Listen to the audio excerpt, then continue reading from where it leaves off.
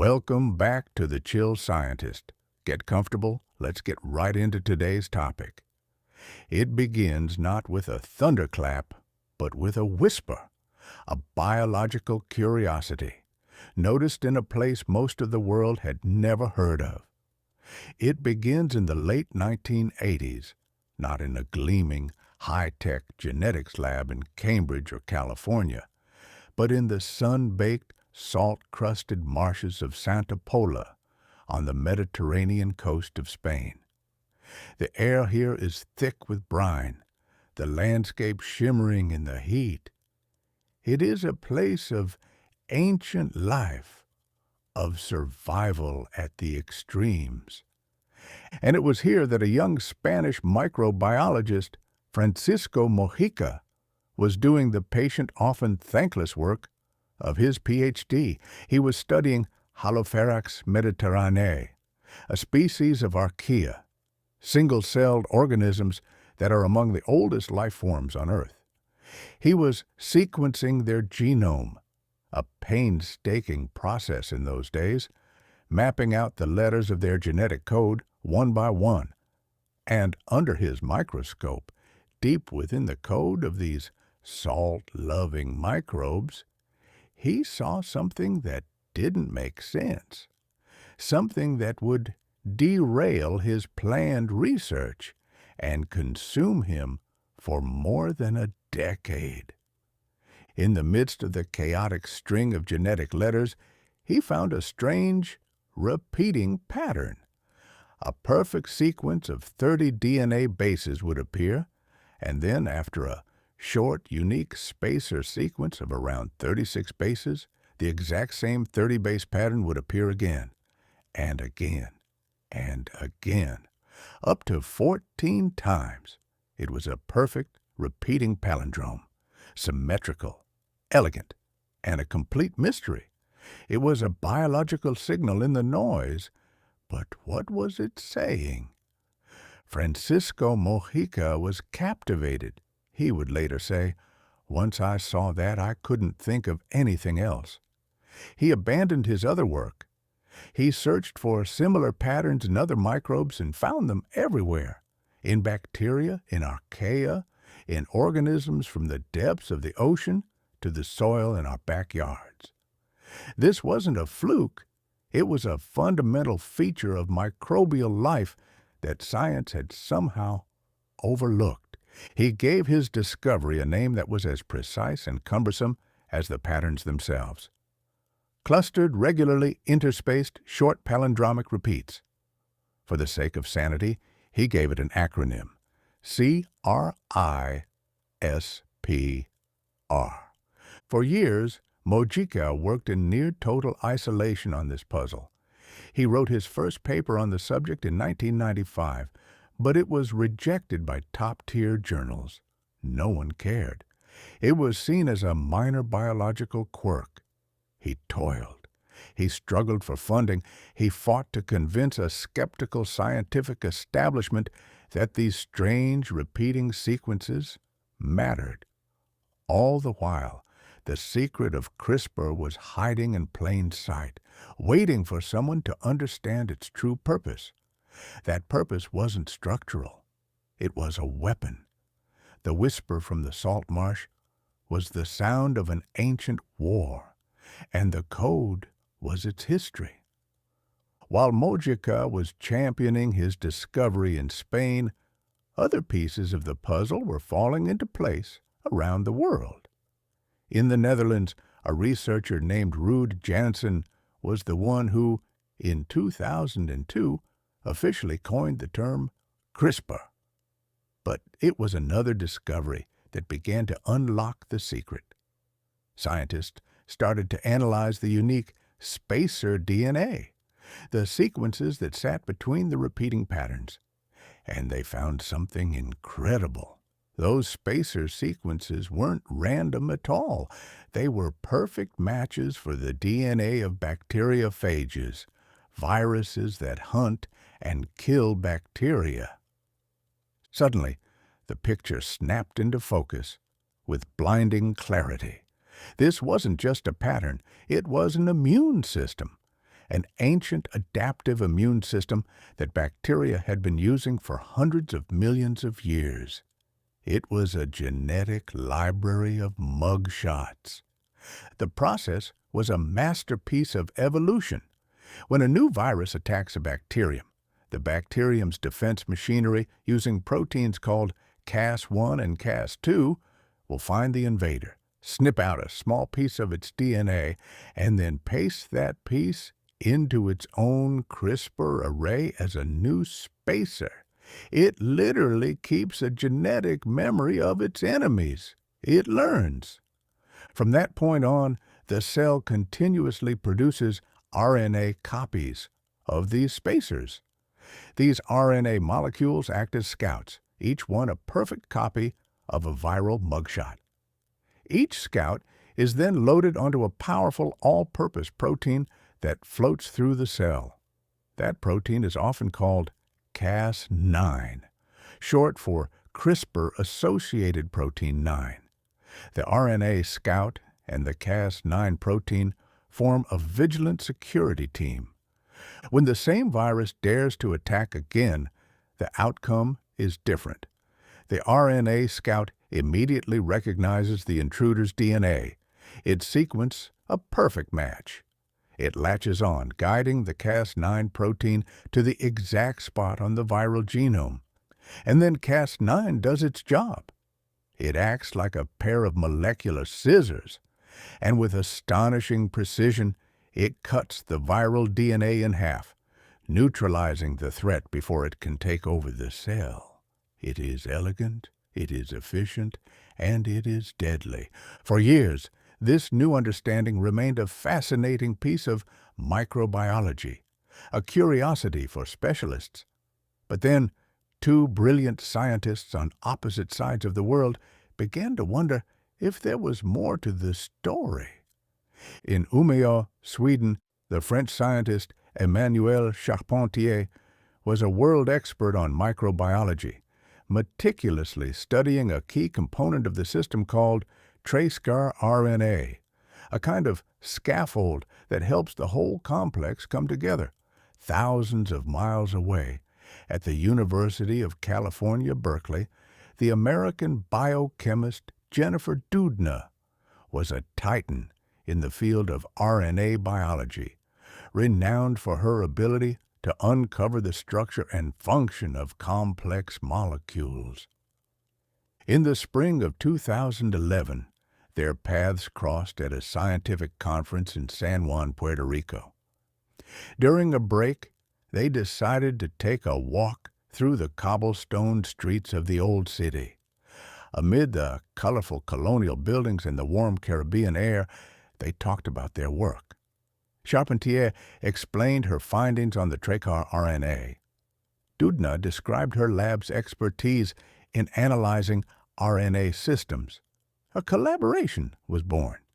They began to talk not just about how CRISPR worked in bacteria, but about what it could do. They asked a question that would change the world. The system was programmable inside the bacteria. It learned to recognize new viruses. But could humans program it? Could they bypass the learning phase and simply design their own guide RNA to match any DNA sequence they wanted in any organism? Could they hijack this ancient bacterial weapon and turn it into a universal tool for editing genes? Dr. Jennifer Doudna said that was the critical insight, realizing that the system was a two-part marvel. There was the Cas9 protein, which was the scissor, the engine of destruction, and there was the RNA, which was the guide, the GPS. The real power was that you could decouple them. You could design a piece of guide RNA in a lab on a computer to match, say, a gene in a human cell that causes cancer. And if you could get that guide and the Cas9 scissor into that cell, what could you do? The possibilities seemed endless. It was no longer just about bacterial immunity. It was about rewriting the code of life itself. The race was on. Doudna's lab, in collaboration with Charpentier's, worked feverishly. They managed to fuse the guide RNA and the scaffolding tracker RNA into a single, elegant molecule, making the system even easier to use. Then came the breakthrough experiment. They took the Cas9 protein and their newly engineered single guide RNA, and in a simple test tube, they targeted a specific piece of DNA. They then ran the results on a gel, a standard laboratory technique to see the size of DNA fragments. If their tool had worked, the long strand of DNA should be cut into two smaller, specific pieces. The moment of truth is now a legendary part of scientific lore. Martin Genetic, a postdoctoral researcher in Doudna's lab, ran the experiment. When he showed Doudna the final image of the gel, the result was unmistakable.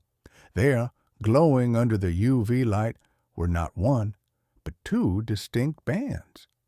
The DNA had been cut precisely where they had told it to cut. It worked. It actually worked. Doudna would later describe a feeling of elation mixed with a shiver down her spine. The immediate recognition that this was not just another scientific advance. This was different.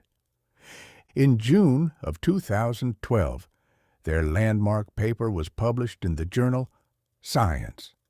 It described with elegant clarity how to build and target the CRISPR-Cas9 system. It was less a scientific paper and more a user's manual for the most powerful biological tool ever invented. The whisper from the salt marsh, the puzzle that had obsessed Francisco Mojica for so long, had become a roar that echoed in every genetics lab on the planet. The scientific community reacted with explosive excitement. The floodgates of the genetic revolution were about to burst open. The publication of the 2012 science paper was not like a pebble dropped in a pond. It was like a boulder. The ripples weren't gentle. They were tidal waves that crashed through every biology lab on the planet. The simplicity was the key. Previous gene editing tools like zinc finger nucleuses or TALENs were notoriously difficult, expensive, and time-consuming to engineer. They were tools for specialists. CRISPR was different. It was cheap. It was fast. It was devastatingly effective. It was a tool for everyone. A postdoc with a few $1,000s could achieve in a week what had previously taken elite labs years and millions. The result was a biological gold rush. Within months, a furious competitive race was underway. While Doudna and Charpentier had proven the system worked in a test tube, the next great prize was to prove it worked in the complex cells of mice and humans, eukaryotic cells.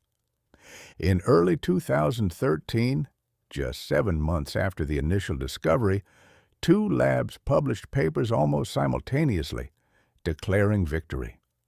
At the Broad Institute of MIT and Harvard, a brilliant young scientist named Feng Jiang, who had been working on other gene editing systems, rapidly adapted CRISPR and showed it could successfully edit the genomes of both mouse and human cells.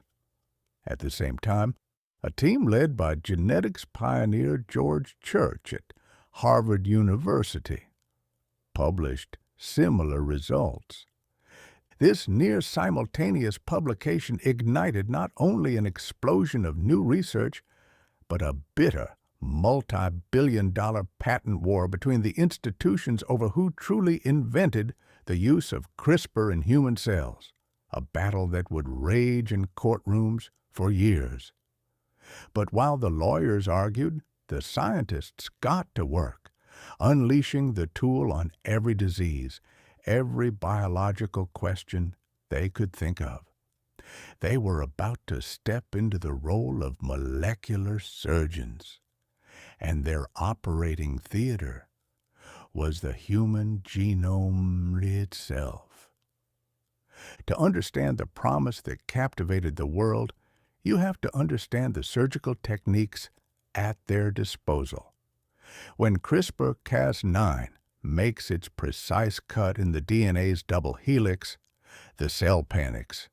It immediately deploys its natural repair machinery, which generally takes one of two paths. The first path is called non-homologous end joining, or NHEJ. This is the cell's emergency response team. It's fast, but it's sloppy. It stitches the two broken ends of the DNA back together, but often makes small errors in the process, adding or deleting a few genetic letters. For a scientist, this sloppiness is actually a feature. It's the perfect way to disrupt a gene, to knock it out of commission entirely. If a single gene is producing a toxic protein that's causing a disease, this is the tool you use to shut it down. But the second path is where the real magic lies. It's called homology-directed repair, or HDR. This is the cell's master artisan. If a cut is made, and if the scientists also supply a new correctly spelled DNA template, the cell's HDR machinery can use that template to repair the break with perfect precision. This isn't just about breaking a gene, it's about rewriting it. It's the biological equivalent of finding a single typo in a 1,000-volume encyclopedia, erasing it, and typing in the correct letter. It was this technique that offered the hope not just of silencing disease, but of curing it at its source.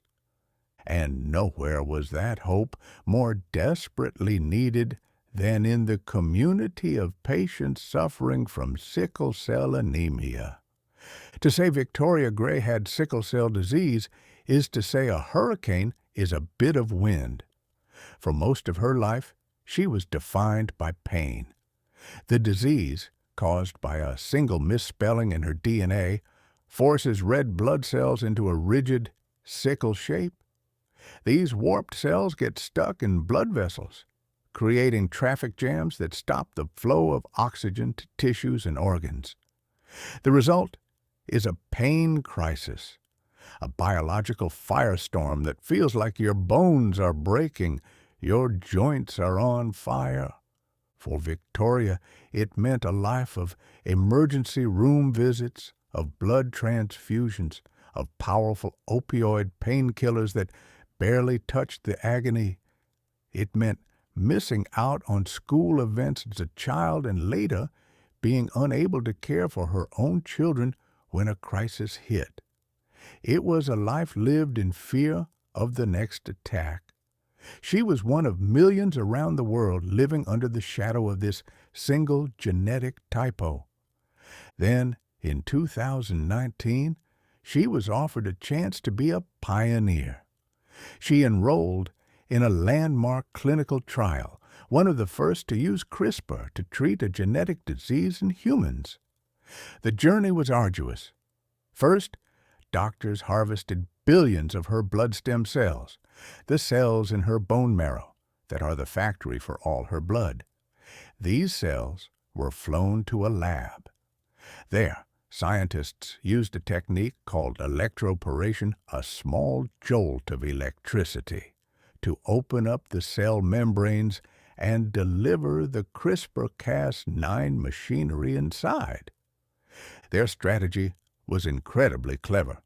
Instead of trying to directly correct the sickle cell typo, a difficult technical challenge, they chose to disable a different gene entirely, a gene called BCL11A. This gene acts as a switch.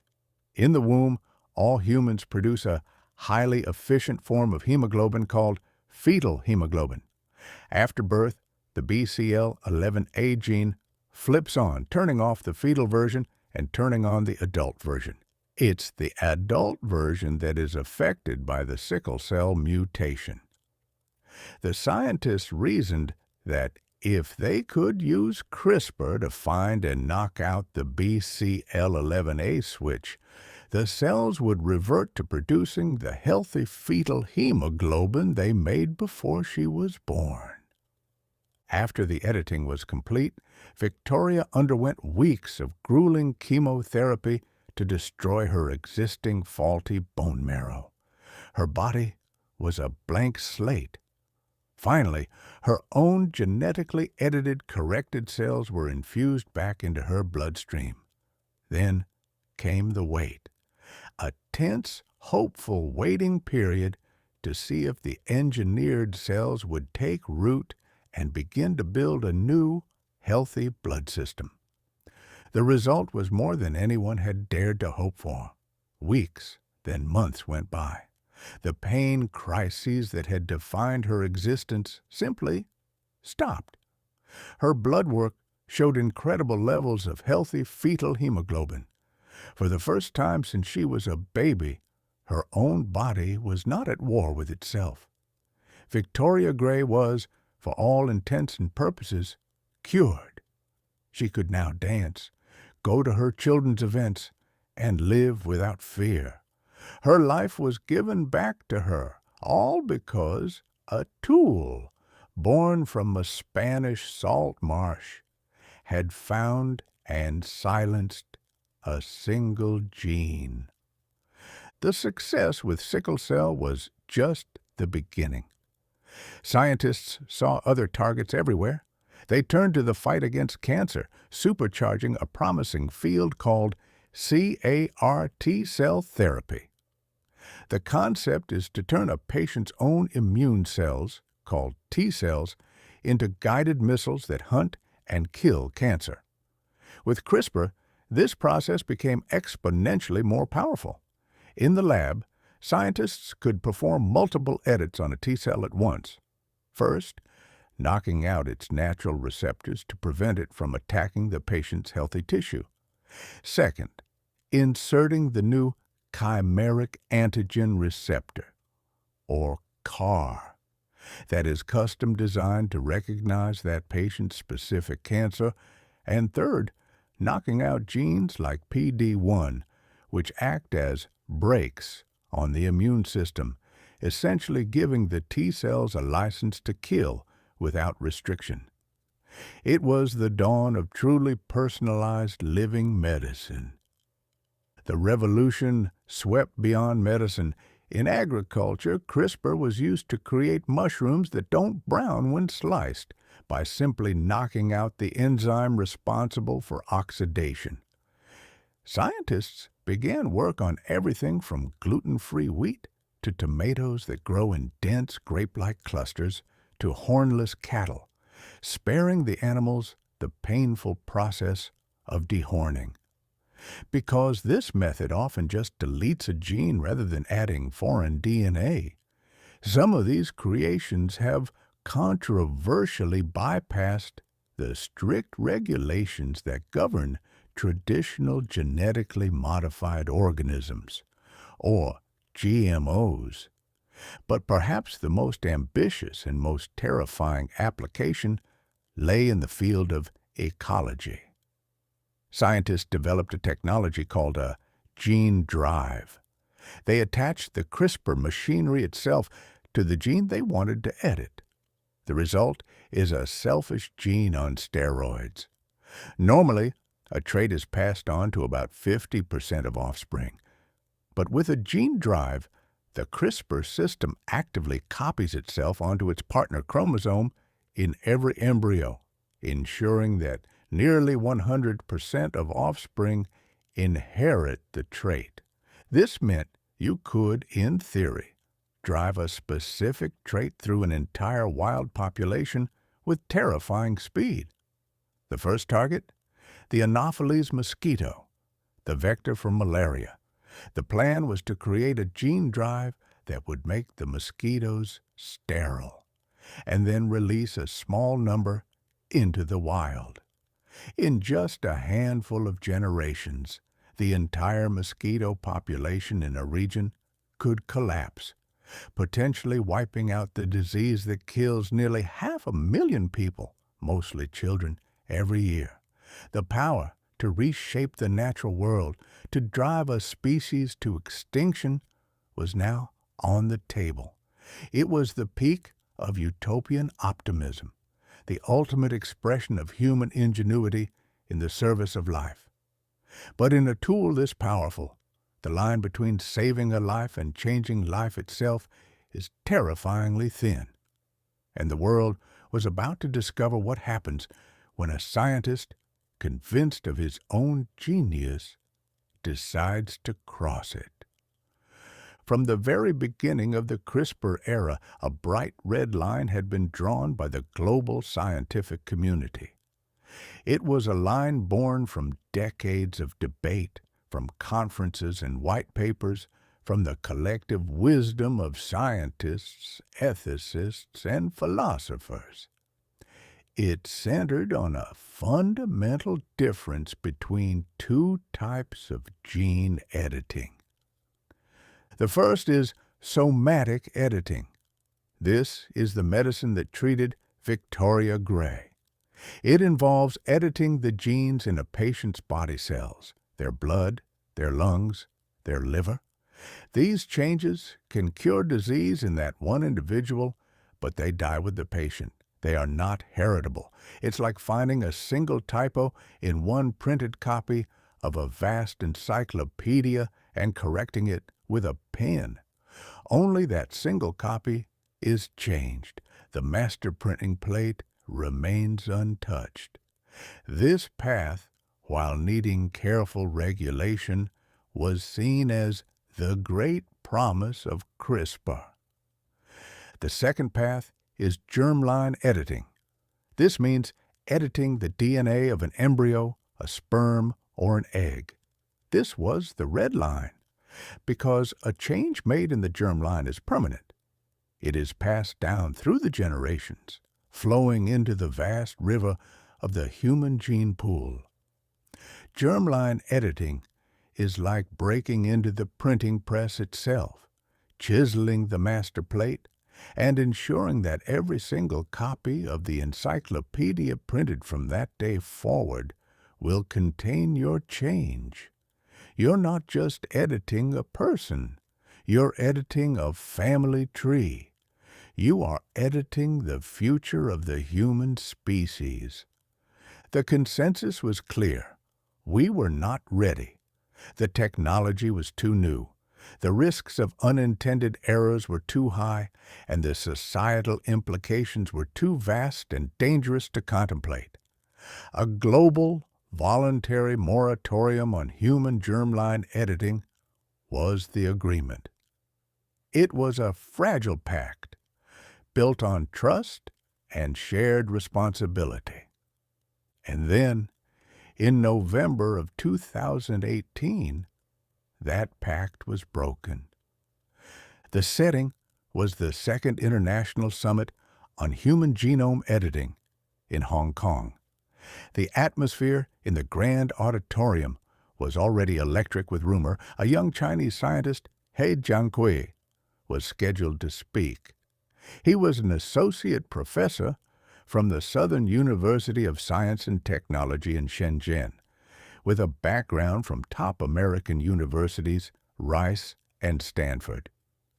He was known to be ambitious, and whispers had been circulating for months that he was attempting something radical. An Associated Press story had broken just hours before his talk, but the details were still hazy. The scientific community held its breath.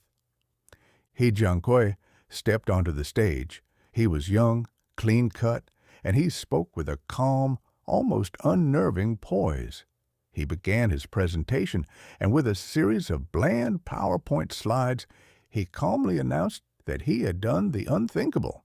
He had used CRISPR to edit the genomes of human embryos for several couples where the father had HIV. He explained his scientific rationale. He had targeted a gene called CCR5. This gene produces a protein that acts like a doorknob, a doorway that the HIV virus uses to enter and infect human cells. His goal, he said, was to disable this gene, to remove the doorknob, effectively creating a genetic immunity to HIV for the children. And then he delivered the bombshell. He announced that 2 of those edited embryos had been successfully implanted, and twin girls, given the pseudonyms Lulu and Nana, had been born a few weeks earlier. They were the world's first genetically engineered babies. The reaction in the hall was not applause.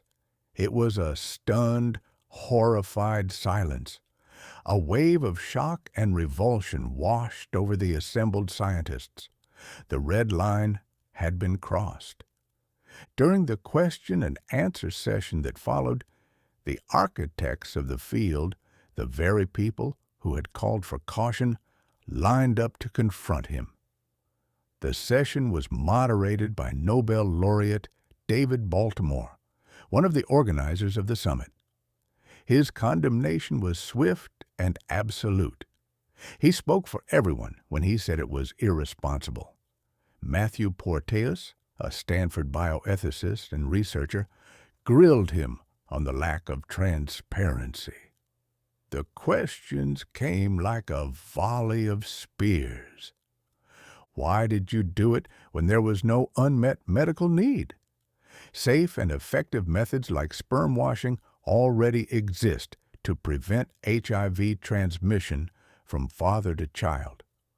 Why did you proceed when your own data, presented on the slides, showed the editing hadn't even worked properly? The embryos were mosaic, a dangerous mixture of edited and unedited cells, with unknown consequences. How could you be sure you hadn't created off-target edits, accidental cuts elsewhere in the genome that could cause cancer or other diseases years down the line? He Jiankui's answers were weak, evasive. He seemed unprepared for the firestorm he had unleashed. And in the middle of this tense interrogation, he dropped a second bombshell. He casually revealed there was another ongoing pregnancy with a 3rd gene-edited embryo. The horror in the room deepened. This wasn't just a past mistake. It was an ongoing ethical catastrophe. In the days that followed, as the world reeled from the news, a full autopsy of his work revealed it was even worse than it first appeared. It was not just bad ethics. It was appallingly bad science. Beyond the mosaicism and the risk of off-target effects, his chosen target itself was deeply flawed.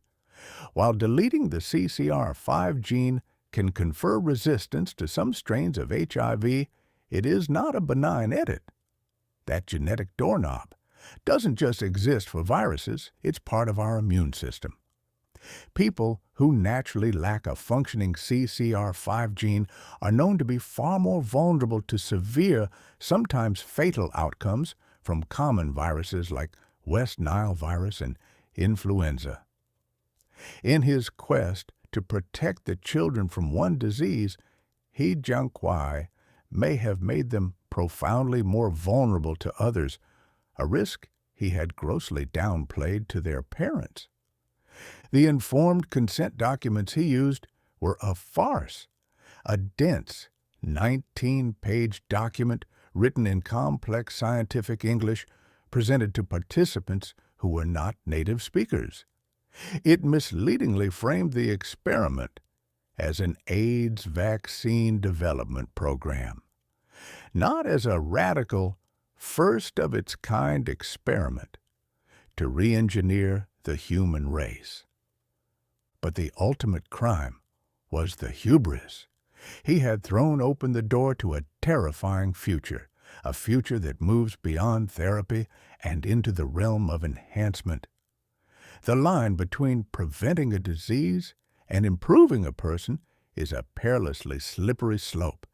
If you can edit a gene to prevent HIV, why not edit one to lower the risk of heart disease or Alzheimer's? And if you can do that, why not edit genes to enhance memory or increase muscle mass or select for height or eye color or intelligence? This is the dystopian fear that he, Jianqui, unleashed. The fear of a world where the wealthy can afford to give their children a suite of genetic advantages, creating a biological aristocracy. A world where humanity bifurcates into the gen-rich and the naturals, a biological caste system that would make all previous forms of inequality seem trivial. It would be the end of the foundational idea that we are all born equal. It would be a new eugenics built not on crude prejudice and racism, but on the seductive, seemingly benign language of health, wellness, and genetic optimization. The peril was no longer a distant philosophical possibility to be debated in academic journals. He, Jianqui, through his reckless ambition, had dragged it out of science fiction and placed it squarely into our present reality. The door had been kicked open, and the monster was out, and the world was left to reckon with what to do next. The immediate aftermath of the Hong Kong summit was a chaotic spectacle of damage control. The scientific community, which for years had prided itself on its capacity for self-regulation, was left reeling, its credibility shaken. The crisis had exposed the fragility of the global consensus and the terrifying speed at which a single rogue actor could plunge the world into a new and dangerous ethical territory. The genie was out of the bottle, and the first task was to reckon with the man who had released it. The Chinese government, which had initially celebrated He Jianqui's work in internal communications before the international backlash, moved swiftly to distance itself. He was fired from his university post. A government investigation declared that he had seriously violated state regulations and ethical principles in a quest for personal fame and fortune. His trial was held in secret, and in December 2019, he was sentenced to 3 years in prison and a substantial fine for illegal medical practice. His collaborators also received lesser sentences. For a time, he vanished from the world stage, a pariah and a cautionary tale. But the questions he had unleashed could not be imprisoned along with him. His release in the spring of 2022 was quiet, but it served as a stark reminder that the crisis was not over. The knowledge he used is still out there. The technology is now more accessible than ever. The core problem remains: how does a global society govern a tool that is so powerful it can alter the future of our species? In the wake of the scandal, international bodies scrambled to build the framework of governance that should have been in place years earlier. The World Health Organization convened a multi-year international expert panel. The U.S. National Academies of Science, Engineering, and Medicine, in partnership with the UK's Royal Society, did the same. They brought together scientists, ethicists, patient advocates, and legal scholars to map a path forward. Their final reports, published over the ensuing years, were models of careful, deliberate thought. They drew a thick, bright line between the two kinds of editing. For somatic cell therapies, the kind that treat disease in a single person, they recommended a cautious but clear path forward with rigorous regulatory oversight. But for germline editing, the kind that creates inheritable changes, their conclusion was more complex. They unanimously condemned what He Jiankui had done as irresponsible and a gross violation of scientific norms. Yet, they did not recommend a permanent, absolute ban. Instead, they laid out a series of incredibly stringent criteria that would need to be met before any country could even consider a clinical trial. The condition being treated would have to be a devastating disease with no other reasonable treatment or prevention options. The editing technology would have to be proven safe and effective with near-perfect reliability. And crucially, there would need to be a robust public dialogue and a broad societal consensus before taking such a step. They closed the door that He Jiankui had kicked open, but they did not permanently bolt it shut. They left it ajar, just a crack, for a future generation that might, they hoped, have more wisdom than our own. While the world was debating the ethics, another more worldly battle over CRISPR was raging. It was a war fought not in conference halls, but in courtrooms. A multi-billion-dollar legal dispute over who owned the patent for the invention. On one side was the University of California, representing the foundational work of Doudna and Charpentier, who had first demonstrated how to program the tool. On the other was the Broad Institute of MIT and Harvard, representing Feng Zhang, who had been the first to prove it worked in the more complex cells of humans and mice. The core of the dispute was a complex legal question. Was showing CRISPR worked in human cells an obvious next step after the 2012 paper, or was it a separate, non-obvious, and therefore patentable invention in its own right? For nearly a decade, the two academic titans battled, spending hundreds of millions of dollars on legal fees. The final verdict was messy, with the U.S. Patent Office essentially granting key patents to both sides, creating a complex licensing landscape for any company wanting to develop CRISPR-based therapies. The patent war was a sobering reminder that even the purest scientific revolutions are deeply entwined with the very human forces of money, power, and prestige. But while the lawyers argued and the ethicists debated, a quieter, more responsible revolution continued in the labs. Far from the spotlight of the germline controversy, the promise of somatic therapy began to bear real fruit. Clinical trials for sickle cell disease and beta thalassemia, another blood disorder, showed stunning success, with dozens of patients essentially freed from their disease.